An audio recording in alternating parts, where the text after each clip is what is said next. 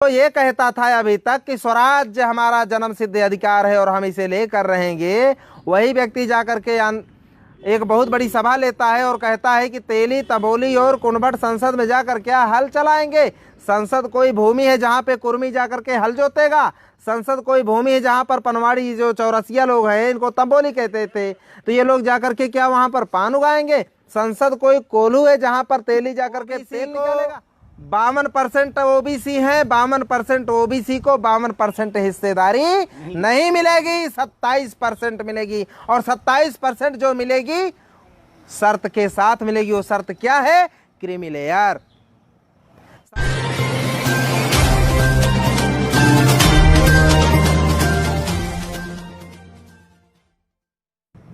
इस देश के अंदर में जब संविधान लागू होने की वो निश्चित अवधि आई,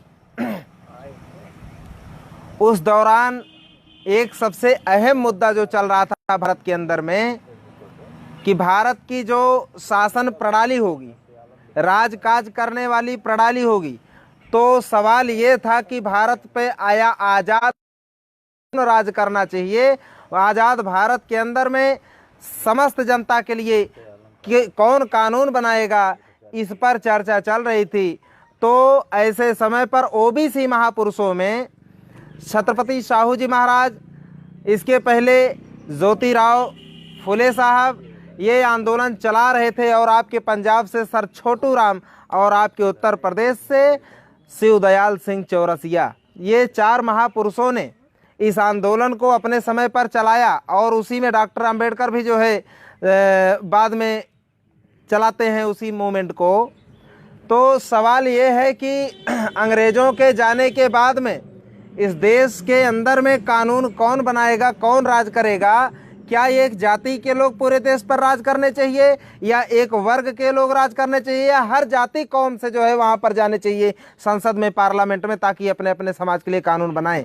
तो कैसा होना चाहिए? मुख्य मामला यह था कि गवर्नेंस ऑफ द कंट्री किसके हाथ में होनी चाहिए।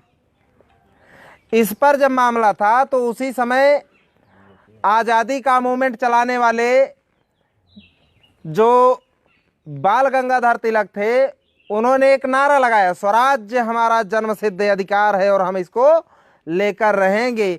अंग्रेज़ों को अंग्रेज़ों को जाने के लिए जब ये लोग, अंग्रेज़ों को उनके देश में भेजने के लिए जब ये लोग लड़ाई लड़ रहे थे, आज़ादी की लड़ाई लड़ रहे थे, तो उसी समय का ये नारा था कि स्वराज्य हमारा जन्म सिद्ध अधिकार है और इसे हम लेकर रहेंगे। ये बात तो हमारे विद्यालयों में जो है हमारे बच्चों को पढ़ाया गया, लेकिन क्या ये बात भी उस किताब में पढ़ाया गया क्या? जब कानून बनाने वाली संस्था के अंदर में ओबीसी महापुरुषों ने मांग किया कि हमारे लोगों को भी उस शासन प्रणाली में लिया जाए, हमारे लोग भी, बैकवर्ड समाज के लोग, एससी के लोग और तमाम जाति धर्म के लोग जो है वहाँ पर जाकर के अपने अपने रहनुमा भेजेंगे, अपने अपने रहनुमा भेजेंगे वहाँ पर। जब जो है इसके लिए हिस्सेदारी की मांग कर रहे थे, ओबीसी महापुरुषों ने मांग किया था इसके लिए, तो उसी समय बाल गंगाधर तिलक के समय पर ही छत्रपति साहू जी महाराज, जो कुर्मी बिरादरी के थे, लेकिन उनकी सोच जो है कुर्मी बिरादरी तक सीमित नहीं थी, बल्कि बहुत बड़ी सोच थी। वो एससी एसटी ओबीसी और माइनॉरिटी तक की सोच रखते थे, 85% की सोच रखते थे। इसके लिए उन्होंने जब मांग किया अपने लोगों के लिए, डॉक्टर अंबेडकर को जो है और इधर भास्कर राव जाधव को, जब दोनों लोगों को लगाया कि मांग करो, तो लिखित में मेमोरेंडम जो है दे करके इन लोगों ने जब मांग किया, तो उसी समय बाल गंगाधर तिलक को इतना बुरा लगा, इतना बुरा लगा कि वो जो है जा करके अकोला में, और अथनी नाम का एक ग्राम पंचायत है जो कि कोल्हापुर रियासत के बाहर, जहाँ तक अंग्रेज़ों का राज था, कोल्हापुर रियासत पर कुर्मी बिरादरी के हमारे कुलभूषण, हमारे छत्रपति साहू जी महाराज वहाँ पे राज करते थे। तो उनके क्षेत्र में रह करके बाल गंगाधर तिलक नाम के ब्राह्मण को जवाब देना मुश्किल हो जाता है। इसके लिए वहाँ पर जवाब ना दे करके अथनी नाम के गांव में वो जा करके एक बहुत बड़ी सभा लेता है, और वहाँ पर कहता है कि तेली तमोली और कुणभट संसद में जाकर क्या हल चलाएंगे। जो ये कहता था अभी तक कि स्वराज्य हमारा जन्म सिद्ध अधिकार है और हम इसे लेकर रहेंगे, वही व्यक्ति जाकर के एक बहुत बड़ी सभा लेता है और कहता है कि तेली, तबोली और कुनबट संसद में जाकर क्या हल चलाएंगे। संसद कोई भूमि है जहाँ पे कुर्मी जाकर के हल जोतेगा, संसद कोई भूमि है जहाँ पर पनवाड़ी जो चौरसिया लोग हैं, इनको तंबोली कहते थे, तो ये लोग जाकर के क्या वहाँ पर पान उगाएंगे। संसद कोई कोल्हू है जहाँ पर तेली जाकर के तेल निकालेगा।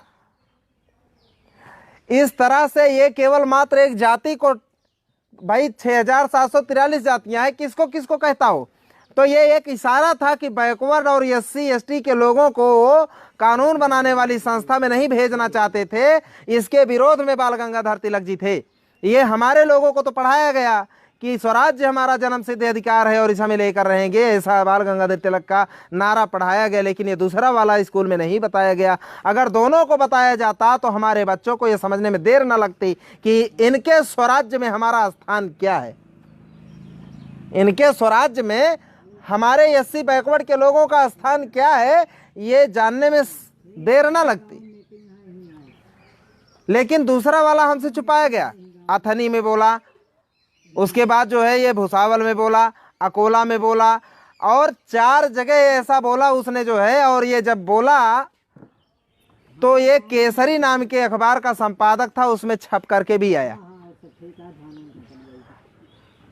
अर्थात इस देश के अंदर में आज़ादी जरूर मिलनी चाहिए, लेकिन उस आज़ादी में आपका स्थान क्या होना चाहिए। तो आपका स्थान जो है पार्लियामेंट में जाकर के कानून ना बना पाए, इसके विरोध में वो लोग थे।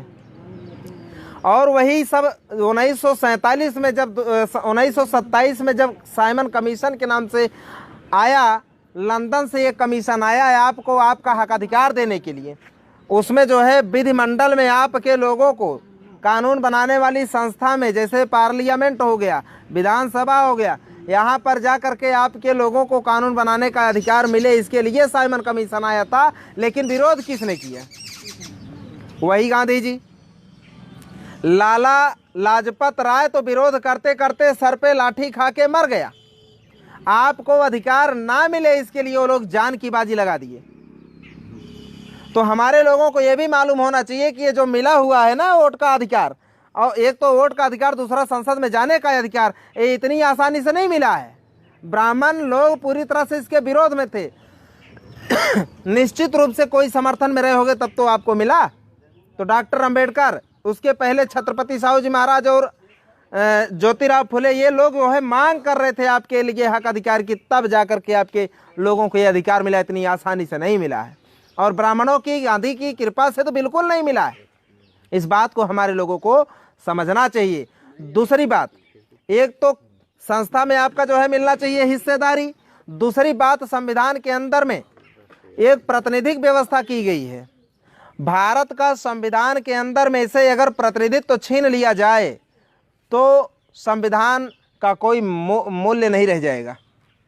अब प्रतिनिधित्व तो क्या है, जन सामान्य, हमारे आम साधारण जो लोग हैं उनको समझ में कम आता है।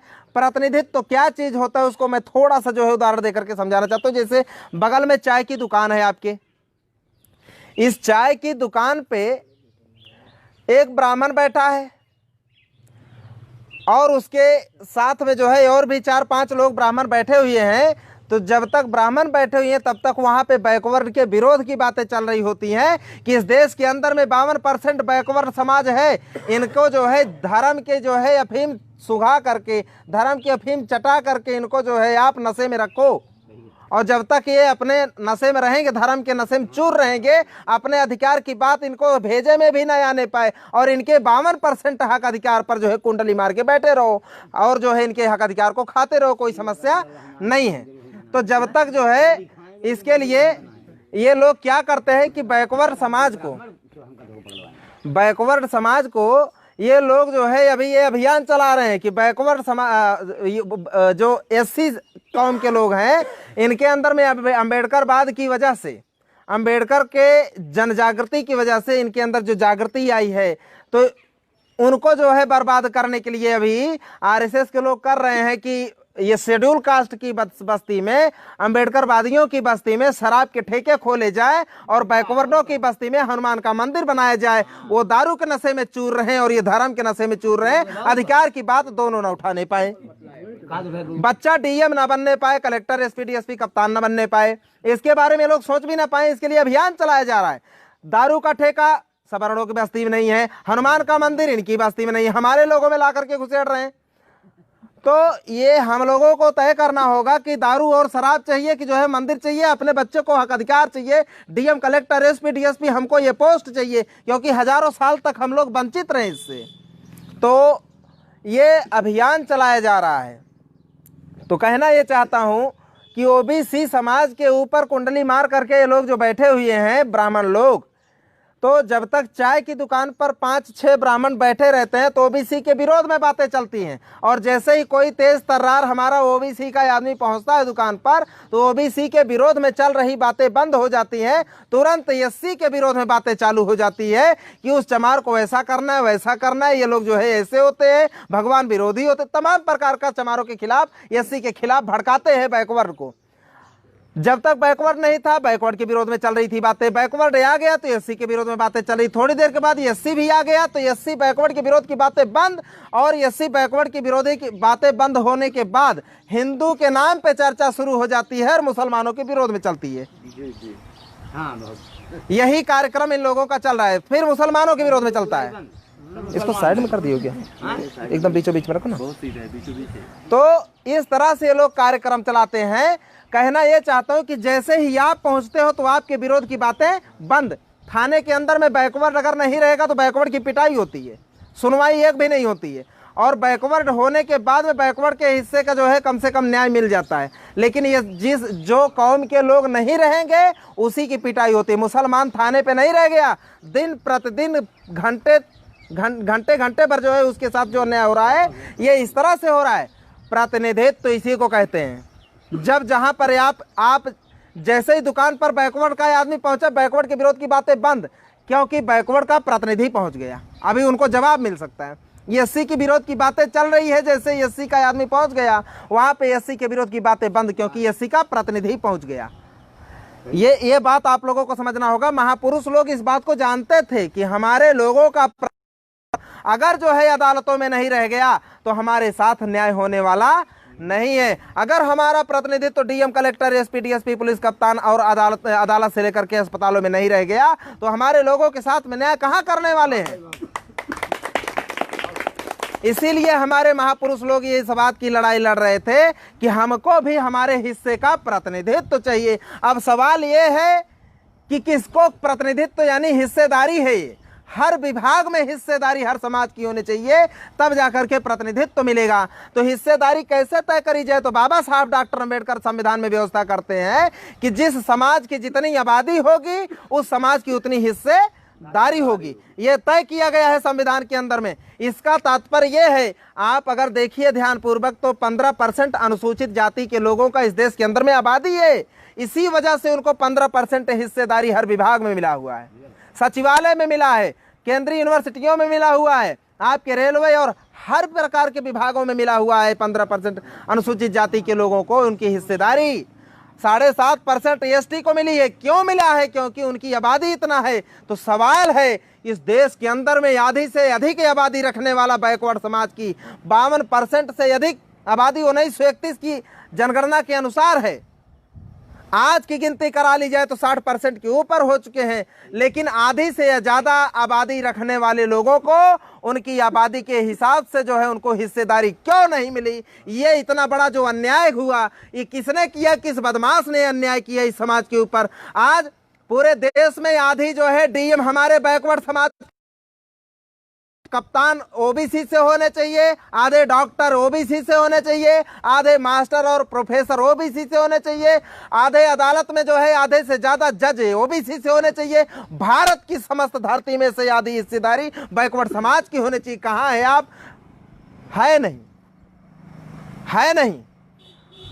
आपके जानकारी में होगा कि बिहार के अंदर में एक बहुत बड़े ईमानदार लीडर रहे हैं शरद यादव जी। वो जदयू के राष्ट्रीय अध्यक्ष रह चुके हैं। उन्होंने जब जो है राज्यसभा के अंदर में आंकड़े मांगे तो आंकड़े चौंकाने वाले थे। वो क्या आंकड़ा था? उन्होंने कहा कि मैं अपने बैकवर्ड समाज का आंकड़ा जानना चाहता हूँ कि हम हैं कहाँ, कितनी हिस्सेदारी आज तक हम लोगों को मिली हुई है।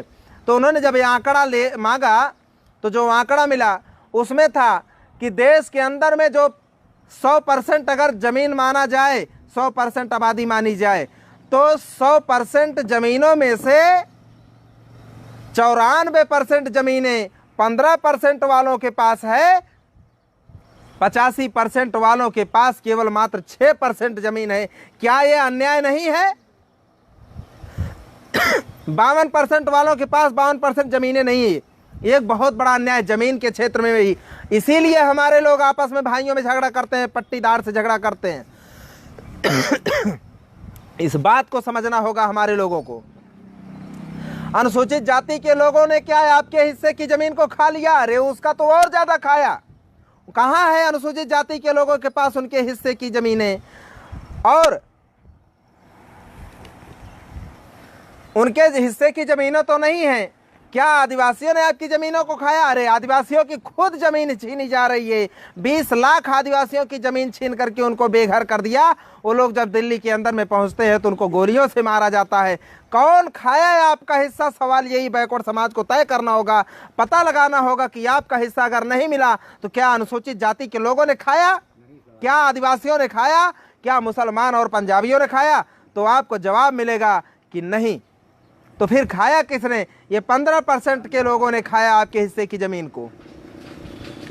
दूसरी बात, इसके अंदर जमीन का बंटवारा होना कैसे चाहिए था? भारत की धरती पर जितने लोग जो है जन्म लिए हुए हैं, जितने भी लोग जन्म लिए हुए हैं, सारे लोग का भारत की धरती पर कण कण में बराबर का हिस्सा है।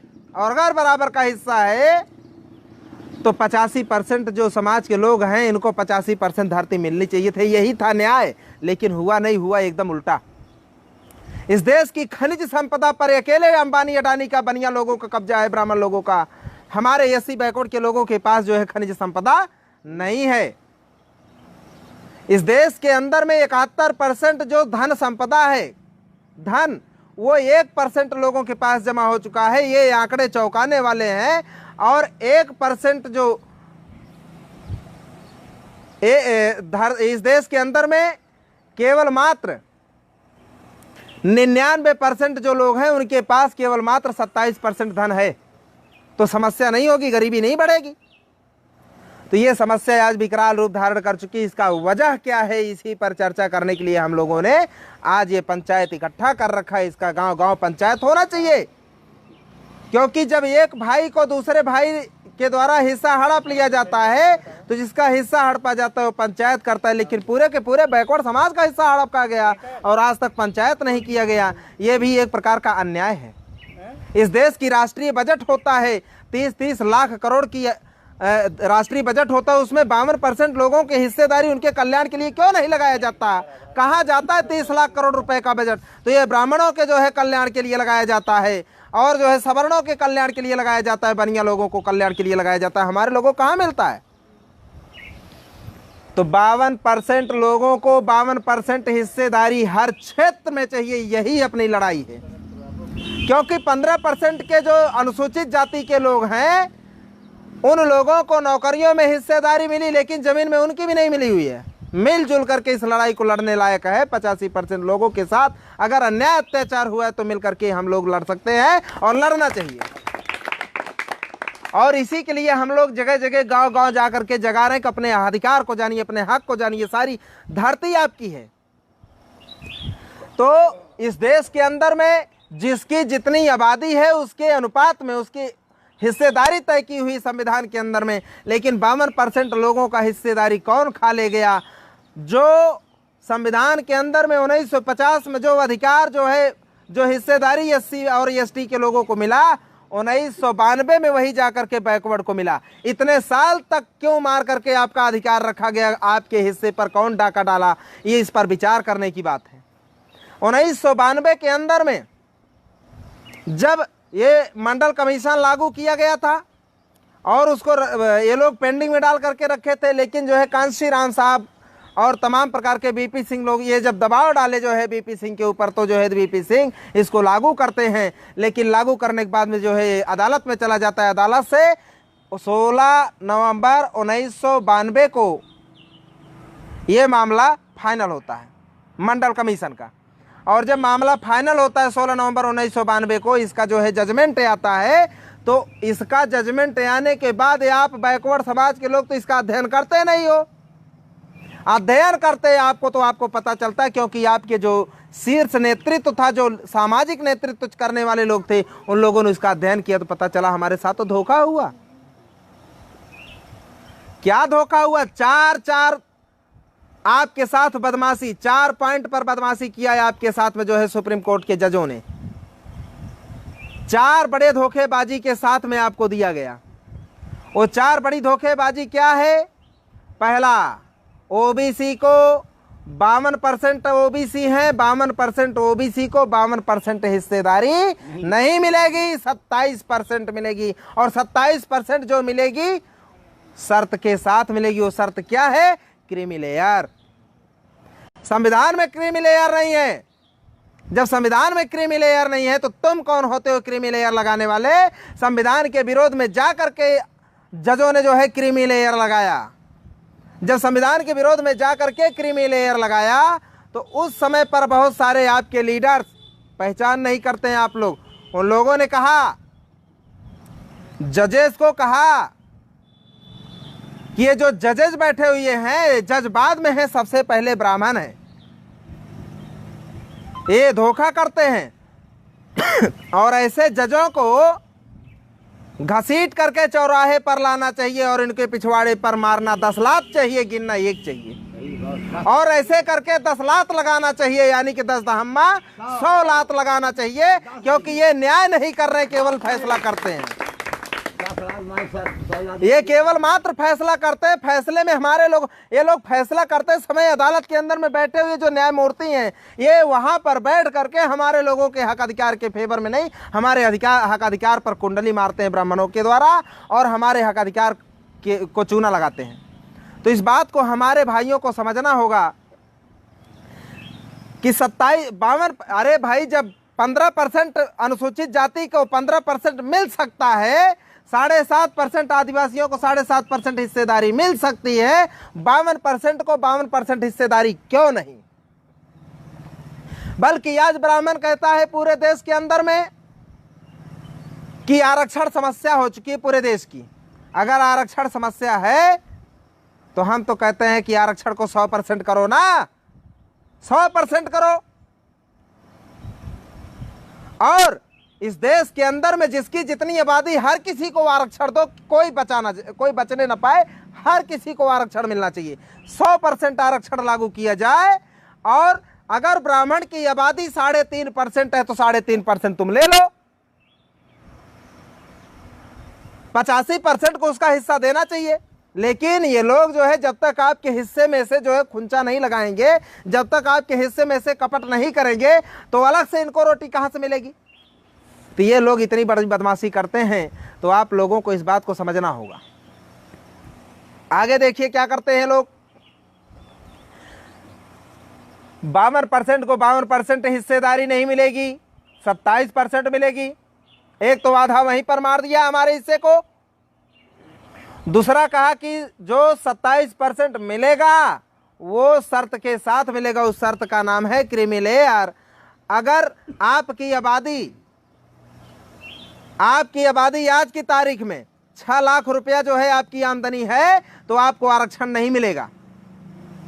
क्यों? क्योंकि अब आप गरीब कहाँ रह गए।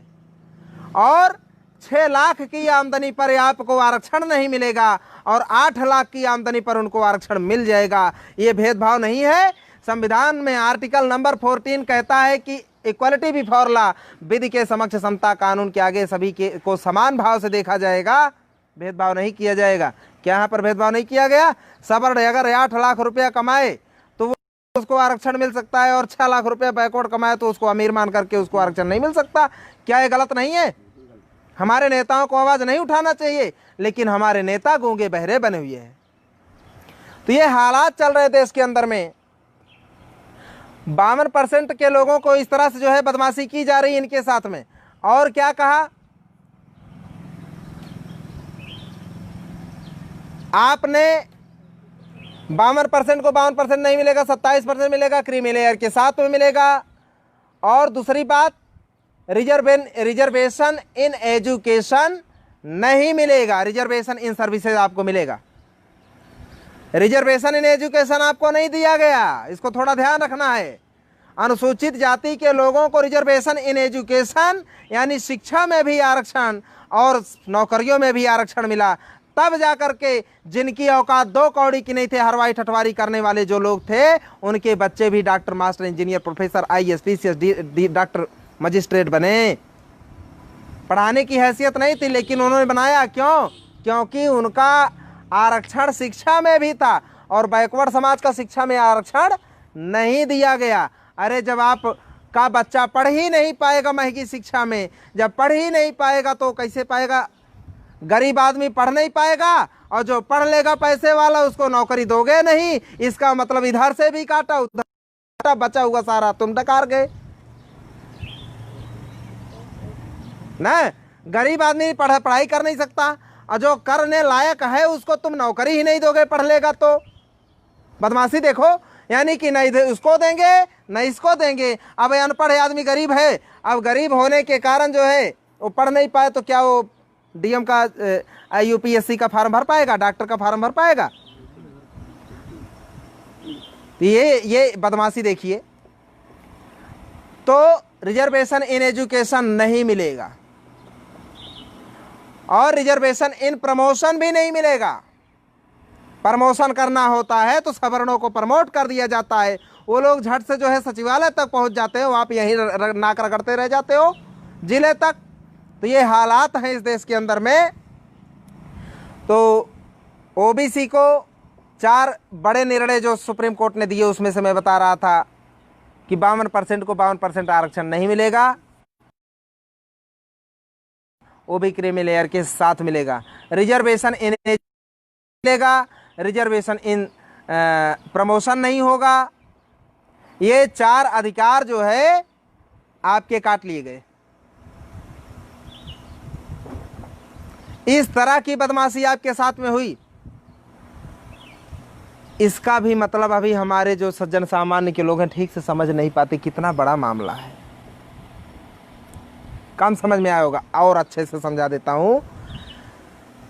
अर्थात 100 गन्ना है, 100 गन्ने में से 52 गन्ना बैकवर्ड को मिलना चाहिए, 15 SC और 7.5 गन्ना ST को मिलना चाहिए। 1950 में ही 15 गन्ना SC का हिस्सा मिल गया, 7.5 गन्ना ST का मिल गया। 15 जो 52% लोग हैं जिनका 52 गन्ना चाहिए था, उनको 52 गन्ना कुंडली मार करके उनका चूसते रहे। सन 1992 में आकर के गन्ना दिया गया, आपके हिस्से का गन्ना आपको दिया गया। लेकिन देने से पहले किया क्या? सुप्रीम कोर्ट ने किया क्या? गन्ने को जब बैकवर्ड समाज के गन्ने देने की बारी आई 1992 में, एक तो देर में दिया, उसके पहले हमको हमारा हिस्सा दिया नहीं, और दिया भी तो कैसे दिया? आपके गन्ने को, जैसे ये लम्भुआ या सुल्तानपुर सिटी में गए होंगे आप लोग तो देखे होंगे कि वहाँ पर गन्ना पेरने वाली एक मशीन होती है, कोलू होता है, जिसमें गन्ना का रस निकाल करके आपको गिलास में देता है पीने के लिए, 10 रुपए का ऐसा होता है ना। तो गन्ना एक बार लगाता है तो जितना उसका मुख्य रूप से रस होता है वो निकल आता है, और उसके बाद जो है वही गन्ना दुमड़ करके यानी दोहरा करके फिर लगाता है, और उसके बाद चौथैया बार जो है उस तिबारा जो है उसको ऐंठ करके बाकायदा मोड़ करके फिर लगाता है।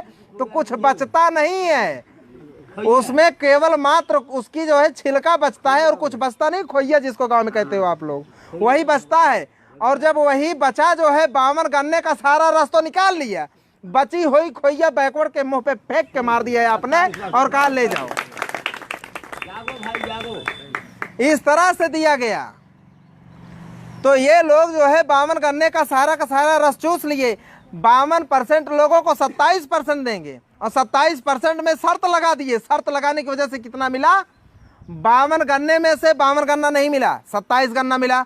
27 गन्ना है आपके सामने रखा, लेकिन शर्त लगाया, उस शर्त को लगाने की वजह से जो है केवल मात्र 5.25 गन्ना आपको मिला।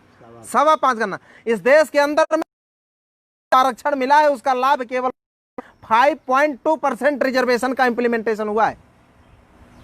तो क्या बैकवर्ड समाज के लोग जो आज अन्याय अत्याचार हो रहे हैं, कैथापुर यही बगल में शायद है, जो है यहाँ पर जो है एक बर्मा बिरादरी की जो है बिटिया के साथ में जब जो है ये लोग जो है रेप किए, तो सुनवाई नहीं कर रहा है यहाँ का दरोगा। 52% लोगों जो लोग हैं उनके कभी पाल जी की हत्या होती है, कभी जो है वर्मा जी की, कभी यादव लोगों की तो बड़े पैमाने पर हत्या हुई जो है जब यही गठबंधन हुआ था सपा बसपा का। क्या हुआ? अरे 52% है और भाइयों को इकट्ठा कर लो, 85% है, % ब्राह्मणों से न्याय मांग रहे हैं। शर्म आनी चाहिए, हमको न्याय करना चाहिए उनके साथ में, और वो न्याय अत्याचार हमारे लोगों के ऊपर लगातार होता जा रहा है। तो इस तरह से पूरे देश के अंदर में कोहराम मचा के रख दिया है इन लोगों ने। आप लोगों को इस बात को संज्ञान में लेकर के जागना होगा, जाग करके जो है अपने भाइयों को इकट्ठा करना होगा। इकट्ठा करके जो है आप लोगों को बड़े पैमाने पर, बहुत बड़े पैमाने पर इस देश के अंदर में क्रांति करनी होगी, और वो क्रांति का बीज बोने के लिए हम लोग निकले हुए हैं। इस देश के अंदर में क्रांति करके 52% लोगों का राज आना चाहिए, ये इसके लिए हम लोग निकले हैं घर द्वार छोड़ करके। 3.5% के लोग जो है 85% पे राज कर रहे हैं, ऐसा नहीं होगा। अब 85% के लोग जो है 3.5% के ऊपर राज करेंगे तो फिर बात बनेगी। इसलिए आप लोगों को जागना होगा, तैयार होना होगा। और अभी देखिए इन लोगों ने किया क्या, जैसे 52% का अभी देख लिए आप, जो है जिसको आप समझते हैं नरेंद्र मोदी को बताया गया कि ये ओबीसी है, ओबीसी के तौर पे आपका नेता आपके सर पर बैठा दिया गया नेता के रूप में। किया क्या इन लोगों ने? किया क्या? वो ओबीसी है, ओबीसी मानते हैं आप ना, इसीलिए आप सारे लोग वोट दे दिए वहां पर। ब्राह्मणों को मालूम है कि अगर ब्राह्मण को हमने खड़ा कर दिया कैंडिडेट के रूप में तो हमको वोट मिलने वाला नहीं है। इस देश के अंदर में 52% बैकवर्ड का अगर वोट चाहिए तो बैकवर्ड के नाम पर ये लोग वोट देने को तैयार होंगे। सामने मोदी को किया और पूरा वोट ले लिया भाजपा के खाते में। समझिए इस बात को। इस देश के अंदर में राजनीति में 2 तत्व पाए जाते हैं। पहला तत्व है आपका, पहला तत्व है पोजीशन, दूसरा तत्व होता है पावर। मोदी जी के हाथ में केवल मात्र जो है पोजीशन है, पावर जो है आरएसएस के पास है। इस बात को आप लोगों को समझना होगा। हमारे मोदी, ये जो बैकवर्ड समाज के मोदी जी, इनके हाथ में पावर नहीं है। अब ओबीसी के अगर आप हो तो ओबीसी का कल्याण करना चाहिए। ओबीसी का कल्याण करने के बजाय आप सत्यानाश करते हो। इसी ने जाकर के लगाया जो है सुप्रीम कोर्ट में हलफनामा दाखिल किया कि ओबीसी की जाति आधारित जनगणना नहीं होनी चाहिए। अब जब आपका आंकड़ा ही नहीं निकलेगा तो हिस्सा कैसे लागेगा? संविधान के अंदर में तमाम हिस्सेदारी आपकी बात करी गई, ये कैसे हिस्सा मिलेगा? ना जमीन में हिस्सा मिलेगा, ना नौकरी में हिस्सा मिलेगा, ना खनिज संपदा में हिस्सा मिलेगा, ना ही आपका जो है 30 लाख करोड़ के लगभग जो है राष्ट्रीय बजट होता है उसमें जो है आपका कल्याण करने के लिए आपका हिस्सा नहीं मिलेगा। तो हिस्सा तब मिलेगा 52% आपको जब आपकी संख्या का आंकड़ा निकलेगा। 15% अनुसूचित जाति के लोगों का आंकड़ा निकल गया क्योंकि उनकी संख्या मालूम है, आपका संख्या ही नहीं मालूम है। इस देश के अंदर में सबसे बड़ी विडंबना है, ओबीसी की आज तक जाति जनगणना ही नहीं हो रही है। ओबीसी का आंकड़ा नहीं मालूम है, आपकी गिनती ही नहीं होती। 52% लोगों को ये तो गिनती नहीं होती। इससे ज़्यादा और क्या पीड़ा पहुंचाने वाली बात है कि आपकी इस देश के अंदर में गिनती ही नहीं होती। इस देश के अंदर में शेर कितने हैं, भालू कितने हैं, घोड़े कितने हैं, इस देश के अंदर में कुत्ते कितने हैं, कितने पालतू कितने फालतू, ये कुत्तों की गिनती होती है। इस देश के अंदर में हिजड़ों की गिनती हो, लेकिन पिछड़ों की गिनती नहीं होती भाई। हिजड़ों की गिनती होती, पिछड़ों की गिनती नहीं होती। हिजड़ों ने विचार किया कि अरे हर जगह जो है डीएम कलेक्टर एसपी डीएसपी हर समाज में होते हैं, हिजड़ों की इतनी बड़ी तादाद हिजड़ों में क्यों नहीं हो सकता डीएम कलेक्टर एसपी डीएसपी? तो हिजड़ों को मालूम चला कि हमारी गिनती ही नहीं होती, इसीलिए हमारा कोई डीएम कलेक्टर होता ही नहीं, हमको हिस्सा नहीं मिलता। तो उन लोगों ने लड़ाई लड़ा, उनका जो है हिजड़ों की गिनती होने लगी। और जब हिजड़ों की गिनती होने लगी तो अभी आपको मालूम होना चाहिए, जल्दी में अभी जो है एक डीएम जो है अभी इसी उत्तर प्रदेश का एक डीएम हिजड़ा बना। इसी देश के अंदर में डॉक्टर डीएम एसपी और तमाम पुलिस कप्तान जो है हो रहे हिजड़े। आप कहाँ हैं? बहुत पीछे आप कहाँ हैं? 52% लोगों की गिनती नहीं हो रही है। तो ये हमारी मूल समस्या है। गिनती करवानी होगी हमें इस देश के अंदर में अपनी, और हमारी गिनती नहीं होती। अरे जिनकी गिनती नहीं होती उसके घर, जिसके घर में जिस आदमी की गिनती नहीं होती उस आदमी की क्या दशा होती है? उसको कुत्ता भी नहीं पूछता। आदमी तो आदमी, कुत्ता नहीं पूछता। और फिर वो आदमी समाज में रोता है, अरे भाई हमारी इस घर में गिनती नहीं है। जैसा उस आदमी की हालात उसके घर में है, वैसा हालात जो है 52% बैकवर्ड समाज की है, पूरे देश में बनी हुई है। तो ये समझना होगा हमारे लोगों को। अब 52% बैकवर्ड समाज के पिछवाड़े पर इतना बड़ा लात जो है ब्राह्मणों ने मारा, और जो है उसी समय जो है बैकवर्ड समाज के हमारे जो जागरूक नेता थे वो लोग जो है दिल्ली की सड़कों पर आंदोलन करना शुरू कर दिए। वो आंदोलन जब करना शुरू कर दिए तो उसमें क्या नारा लग रहा था? जिसकी जितनी संख्या भारी उसकी उतनी हिस्सेदारी, 100 में 90 शोषित हैं, 90 भाग हमारा है। ये नारा जो है दिल्ली में जब चल रहा था तो वहाँ पर जो है पत्रकार पीछे पीछे चल रहा था। जब जो है रैली खत्म, वो जो है अभियान खत्म हुआ, मोर्चा खत्म हुआ, लोग इकट्ठे हुए, तो जो है पत्रकार पूछा, कहने लगा नेताजी से कि आपका एक बात हमको बहुत अच्छा लगी। तो नेताजी ने कहा क्या अच्छा लगा आपको? तो उन्होंने कहा कि वो नारा आपका था कि 100 में 90 शोषित है, 90 भाग हमारा है, और जिसकी जितनी संख्या भारी उसकी उतनी हिस्सेदारी। तो ये जो 90 की आपने बात किया, नारा बहुत अच्छा लगा, ये नारा हमको अच्छा लगा, लेकिन एक कमी थी। अच्छा तो क्या कमी थी? 90 लोग नहीं थे। 52% समाज के जो है ऊपर सुप्रीम कोर्ट ने बदमाशी किया, और हमारे नेता वहां पर जो है जब आंदोलन किए तो उस आंदोलन में 90 लोग भी नहीं थे। हक मिलेगा आपको? कहाँ मिलेगा? हक लेंगे? 90 लोग भी नहीं थे। पत्रकार कहता है 90 लोग नहीं है, तो नेताजी को कहना पड़ा, अरे भाई 90 कहाँ से हो गए? सारे के सारे बैकवर्ड तो रामचंद्र की लड़ाई लड़ने गए अयोध्या जी। गोली खड़े खड़े खाएंगे। तो सारे हमारे बैकवर्ड समाज के जो लोग हैं वो तो वहां पर गए हैं कमंडल की लड़ाई लड़ने के लिए। मंडल की लड़ाई छोड़ दिए, कमंडल की लड़ाई पे आ गए कि पहले राम का हम न्याय कर लेते हैं, अपना न्याय बाद में करवाएंगे।